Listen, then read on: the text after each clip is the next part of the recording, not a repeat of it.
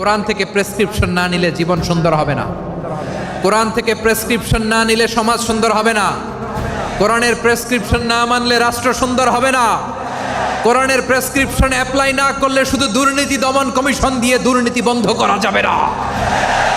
ইউনূস গভর্নমেন্টকে আমি বলবো, অল্প সময়ের জন্য আপনারা এসেছেন, সংস্কারও করতে হবে, আবার নির্বাচনও করতে হবে। সব সংস্কার হতে করতে পারবেন না, যতটুকু পারবেন এর মধ্যে আমাদের যে হিউজ ম্যান পাওয়ার, আমাদের যে মানব সম্পদ, হিউম্যান রিসোর্স, এটাকে ডেভেলপ করে আপনাদের যেতে হবে। যেটা পারবেন না সেটাকে পরবর্তী নির্বাচিত গভর্নমেন্টের কাছে রেখে যেতে হবে, যে তারা যেন করে, তাদের কাছে আপনারা এটা রেখে যাবেন।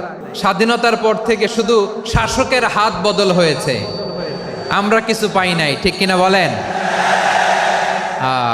শুধু ওনাদের দোষ দিয়ে কি লাভ? একদল খাইছে, আরেক দল খাওয়ার জন্য রেডি হয়ে আছে। আমরা এরকম চাই না।